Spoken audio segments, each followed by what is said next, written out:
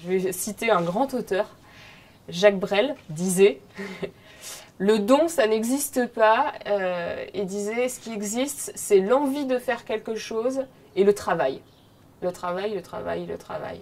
Si on n'a pas envie réellement de faire les choses, si on ne prend pas du plaisir, et si on n'a pas la patience d'apprendre, on n'arrive à rien. Et là, ça devient tout vert. Cette notion, cette différenciation entre l'inné et l'acquis, ça va être en fait le point de départ de mon propos sur ce qui fait qu'on est créatif ou qu'on n'est pas créatif.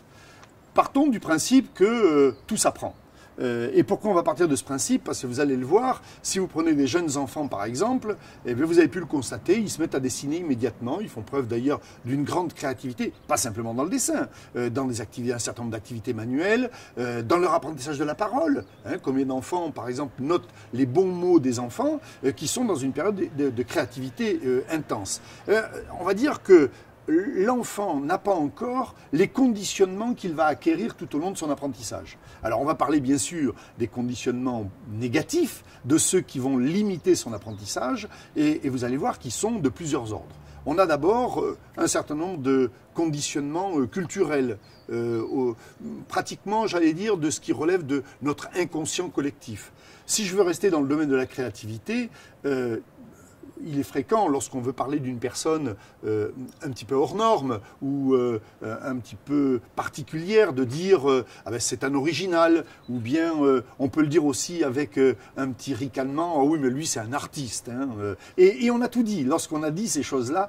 Donc on se rend bien compte là que dans notre inconscient collectif, dans notre culture à nous aujourd'hui au XXIe siècle, la créativité n'est pas forcément une compétence reconnue, valorisé et validé pour, j'allais dire, pour réussir sa vie.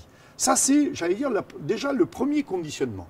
Deuxième conditionnement, il va venir de nos propres croyances, alors conscientes ou non conscientes, mais on est assez nombreux parfois à se dire qu'on n'est pas doué pour telle chose, qu'on n'est pas bon pour ça, qu'on n'est pas très intelligent ou qu'on ne mérite pas vraiment de réussir les choses. Bref, un certain nombre de constructions psychologiques vont venir nous poser des barrières, nous poser des limitations en quelque sorte, limitations auxquelles on va se conformer et auxquelles les limitations collectives, l'inconscient collectif va venir se rajouter.